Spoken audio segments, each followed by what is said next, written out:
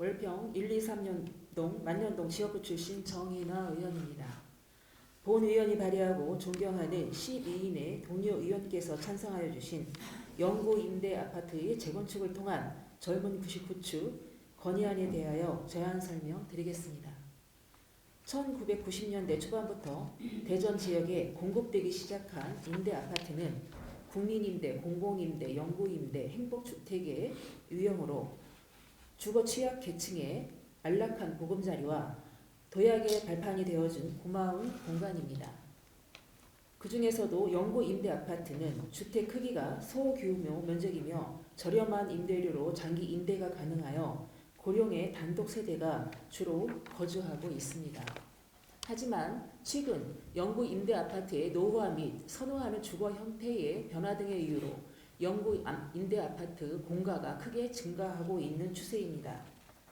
이러한 추세에 대응하기 위하여 LH 한국토지주택공사에서는 2015년 그린 모델링 창조센터 개원을 시작으로 2021년에는 1조 2천억 원의 규모로 노후 공공임대 그린 모델링 사업을 계획했지만 부대 용역, 계약 지연, 폐기물 처리 지연, 광급 자재 납품 지연, 상면 해제 등 각종 현안 문제로 인해 리모델링이 완료된 세대가 사업 전체 세대의 40%에 그친 것으로 2023년에 보도된 바 있습니다.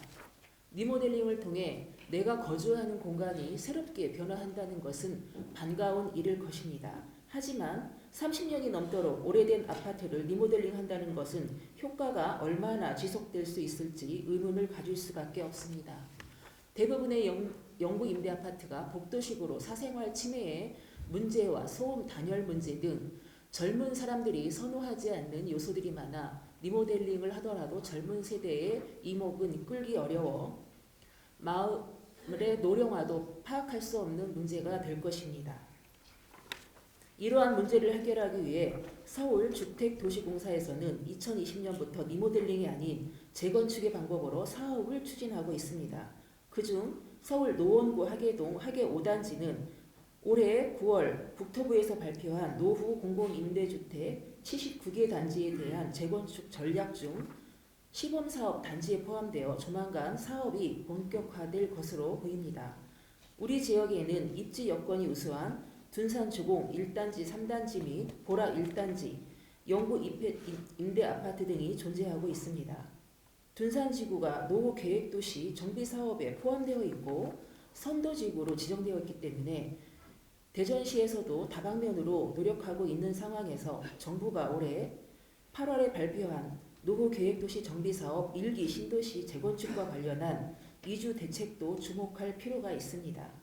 이 발표에서 정부는 30년이 넘은 노후 공공임대주택의 용적을 인테시브를 통해 층수를 높여 재건축한 뒤 공공임대주택 거주자의 새로운 보금자리를 확보함은 물론 노후계획도시 정비사업에 이주 단지로 활용하겠다는 계획을 발표하고 노후 공공임대 재건축 시 사업지 인근 영구 임대아파트를 임시 거주지로 제공할 수 있도록 하는 공공임대 특별법 시행 규칙을 입법 예고하였습니다.